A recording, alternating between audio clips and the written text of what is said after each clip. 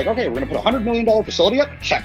We're going to bring in Russian botanists, and we're going to bring in the best tomato farmers. Check, check. Oh, we've got this guy. He's from Colorado. He says he's a master grower. Okay, check. Okay, we got our lights. Check. We've got they've spent a ton of time and energy and money on government affairs, on obtaining licenses, on attorneys, on every aspect of their business. And then when it comes to put genetics in, they just source them from whoever, and they trust whatever person told them they're a master, quote unquote, grower.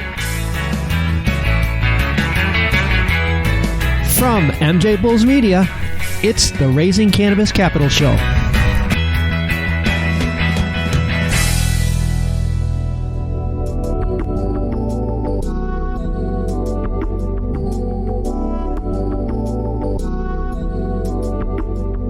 Today on Raising Cannabis Capital, we are joined by Rezwan Khan from DNA Genetics. Rezwan, welcome to the show. Hey, Dan. How you doing? Doing great. I am really excited to finally have you on the show. We missed each other at the MJBiz show, and I have so many questions for you. But let's start off by telling our listeners a little bit about DNA Genetics. Over 15 years, you guys have developed genetics, and you have won over 200 or more awards in all different categories at prestigious cannabis events around the world, making DNA Genetics the global standard for breeding and growing best-in-class strains. Let's just start this off with your company story. It's such a great story, and it's so cannabis. Yeah, absolutely. So it's interesting. A lot of times these things grow from necessity. Long before the company was formally founded, our founders, Don and Aaron, are both cannabis aficionados from Los Angeles. Something happened in the early 90s in LA where Kush really just was all the rage. When that OG Kush first hit, you could tell there was something very different about that, in many people's opinion, just better than what was currently being circulated. And this is even more true for Amsterdam. Anybody who knows what Amsterdam looked like in the 90s, there's a lot of homogenous, very watered down, diluted genetics. It was the same hazes and the same things that you'd find there. When Don and Aaron actually went to Amsterdam to form DNA Genetics in 2004, they did something that none of us really could have appreciated at the time. They broke the paradigm of what a seed company was.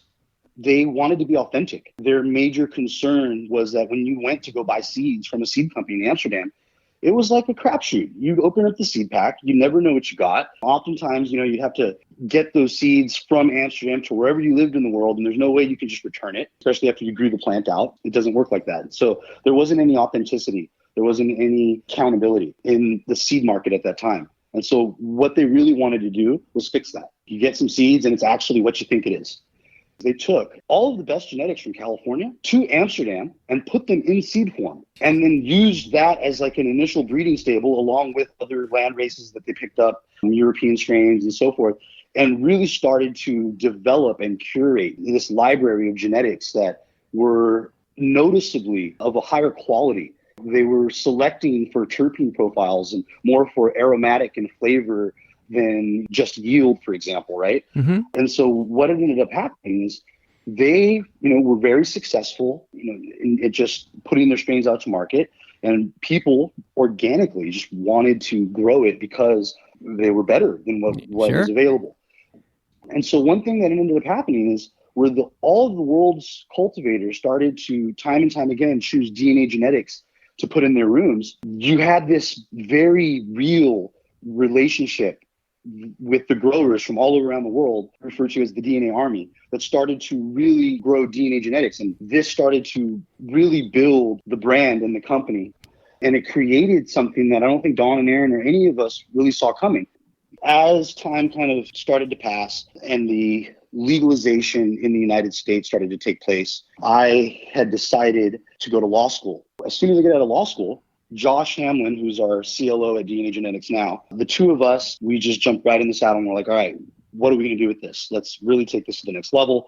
At that time, there was a young company. They weren't even called Canopy yet. They were called Tweed at the time. Yeah. And so Bruce Linton, he came to us and said, look, Canada's going to legalize.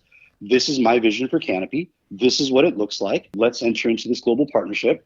Josh and I had kind of been working on putting together what would be a global licensing platform where we would be able to license our genetics to a licensed producer, to somebody who had the legal ability to cultivate whichever territory they're in, and in return pull a royalty. At the heart, we're really an IP company, if you think about it that way. Yeah. Again, at the time, we had an advantage. Other companies weren't able to file intellectual property protections at the USPTO because of the United States' position federally against cannabis. We were a Dutch company. We had the advantage of Benelux registration. And then as soon as we did the Canopy deal and Canada legalized, then we had the advantage of Canadian registration. We really had a lot more teeth behind our IP than some of our competitors, and then had the ability to ship seeds legally from Amsterdam to Canada through our phytosanitary certificate of origin, all of the other paperwork that is required to do so. Other companies can't do that.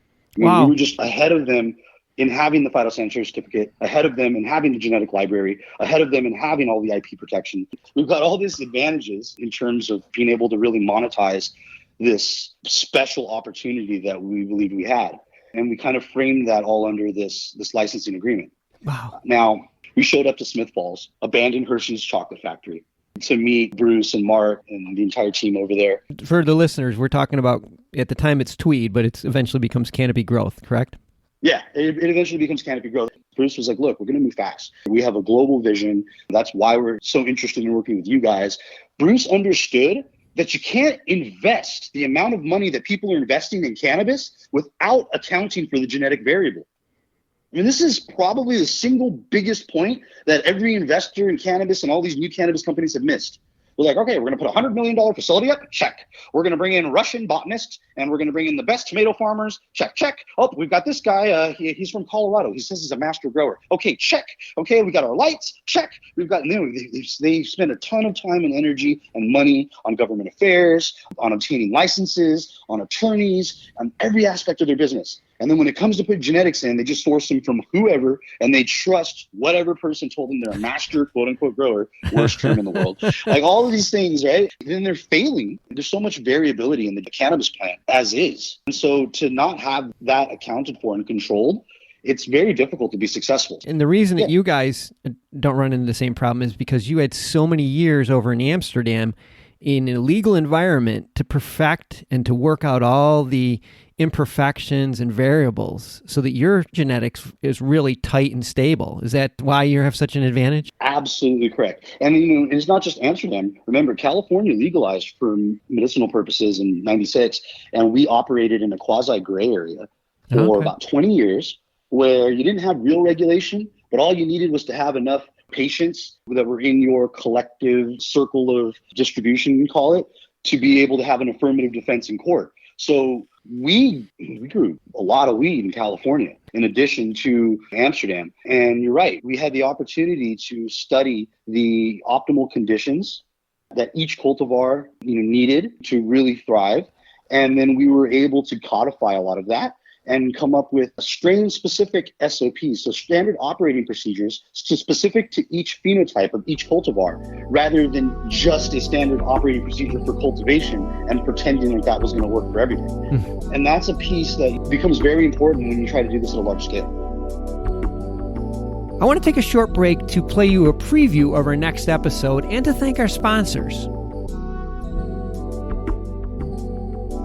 Taking a liking to this product idea of being able to celebrate with a joint in your cake. And through that network, I was invited to Snoop's compound in LA to have a birthday cake with 20 birthdays, and I got to carry it out and sing happy birthday to him, which was one of those once in a lifetime opportunities that you can't really fathom until after it happens and you see a picture or video, you're like, wow, I just sang happy birthday to Snoop Dogg. Tune in on Thursday to hear Michael share from Aria Brands. And now, let's get back to the show. So back to your story. So you got to imagine at that time, Bruce is saying, all right, we have a global vision. We're going to be the biggest producer in Canada, but we're going to be the biggest cannabis company in the world.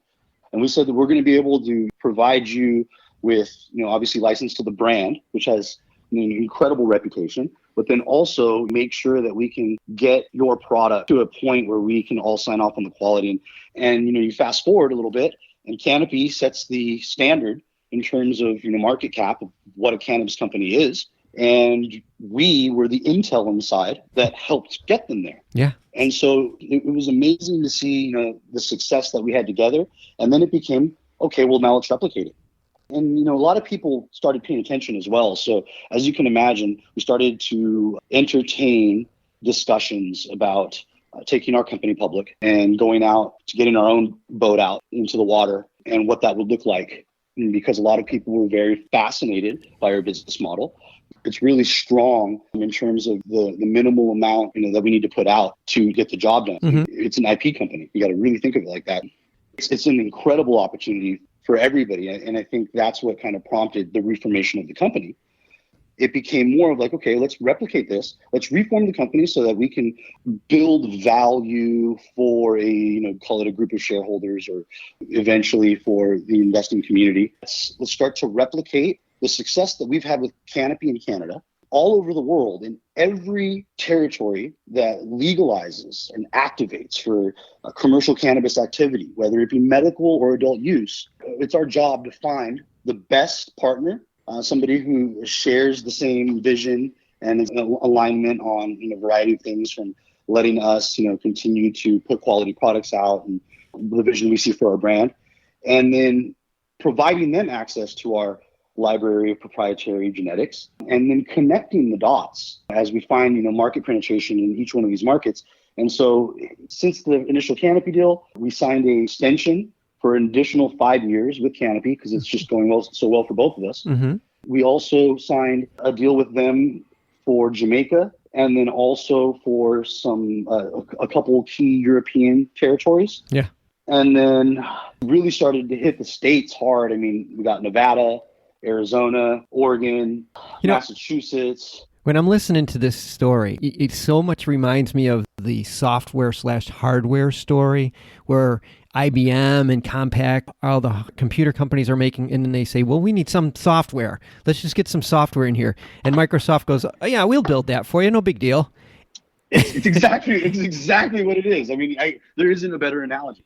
You guys are going to be Microsoft someday. They're going to be looking back and saying, oh, cultivation facilities, they can do it. We can build those anywhere, but we can only use these genetics. That is so cool. If we want to be successful, recently there was a scenario where we walked into a massive facility, massive greenhouse. Like we're talking about 10 acres in greenhouse of flowering canopy, and they were having incredible problems. And they were doing their best. They brought in what they thought were experts and thought that they had accounted for every variable. And as soon as we showed up, we were able to take them from production numbers where they were getting a little over a pound of light to 3 pounds of light, almost 4, and the quality of their greenhouse flower better than even the indoor flower. So all of a sudden we were able to flip their entire operation into an incredibly attractive model. Pulling in tons of revenue, the bottom line increase. And as opposed to what it looks like when you cut the 3.5 pounds back down to 1.5 pounds, and the quality from better than anything in the market to something that you don't even feel comfortable releasing. And it really is that big of a range. And it's really awesome. Really proud to be able to make people that successful. Well, you've done a lot of things that are sort of cutting edge. In addition to the genetics, also putting together a business model and in the licensing agreements, and all that is the framework that has got you in a position, like I said, the Microsoft position. And we could go on and on. I wish we had more time on the show to talk about this stuff, but I know what right now all of the people that are listening are saying, is there ever going to be an opportunity for people to invest? I know you talked about going public, but prior to that, are you in any capital raises right now? Are there opportunities now or in the future that you can talk about? That's a great question. There was an initial round when we reformed the company, and then we were looking at possibly going and doing another raise. But obviously, there are a lot of factors. You look at what your plans are in terms of spending the money, whether there are hard assets that you want to secure. In addition to being this genetics company and really being an IP company, we're from California. So we have a landmark in Amsterdam. Do we want to drop another brick and mortar in LA? So a lot of the question of, is there going to be another raise or another opportunity to invest, really would depend on how fast we want to grow and in what direction. The other thing too is the markets as of late have been just absolutely volatile and just horrible. There's a major consideration do you want to jump into the storm? Do you make a decision to jump in? And as a fiduciary, then I think that would be kind of irresponsible to say, hey, these market conditions are horrid. Let's get out there. Yeah. There isn't a rush, I guess you could say. We've got a strong company, a strong team, a strong model, and are healthy all around. So I don't think that there's really a need for us to go grab capital, unless we actually need it. If you're profitable right now, why give it up? Why give up any equity? Right. Yeah. Well, when you do, you got to come back on the show, because that's going to be a time where everybody is going to be waiting for that opportunity. Oh, absolutely. Things move so quickly that I firmly believe that there will be opportunities, and I'm really excited about getting to that point. Again, it's one of those things everybody has to watch closely, because the window's open and close. Most people that are doing something that's valuable, they're oversubscribed before they even tell anybody really that they're opening the round. Yep. That's the difference, because when you're not exciting and people don't really like or buy into what you're doing, it becomes really difficult, especially if you're doing the same thing everybody else is doing and they're all losing money. Well, those guys can't raise money, to save their lives. Look, the announcement a couple of weeks ago of Bruce coming in as an investor to DNA, that alone, as you can well imagine, drummed up quite a bit of interest from prospective investors, from just people that are watching in the cannabis industry. When he jumped out on a series of talk shows with that T-shirt that had the 5 companies on it, and that was prior to the deal, us even announcing the deal. It was one of those things where it's like, boom, it lit a fire. I'm really grateful to be one of those few companies that everyone's still talking about and interested in. Now it's just, really important to make the best decision moving forward for everybody. And I think we're in a good place, and we're going to do that. When you do, we'll definitely have you on. Everyone, all of our listeners, this could be viewed more as a teaser episode, because there isn't an opportunity today. But I have a feeling one will be down the road. And if you want any information, we have all of DNA Genetics information in the show notes, and we'll also have it on the MJBulls website. So, Rezwan, thanks for being on the show today. This has been really informative. Thanks, yeah. Anytime. Exciting stuff. Wow. Keep it up. Thank you. We'll talk soon.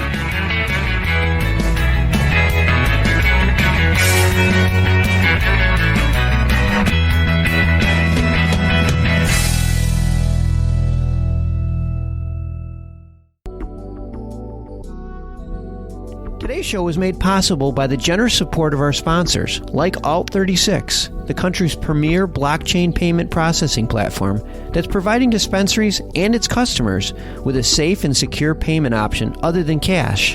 To learn more, go to alt36.com. We're proud to feature today's episode on the MJBulls Cannabis Podcast Network, a platform designed exclusively for cannabis podcasts to share their message with the world. To learn more or to enjoy another great cannabis podcast, go to MJBulls.com, or, coming soon, download the MJBulls app to your Apple or Android phone.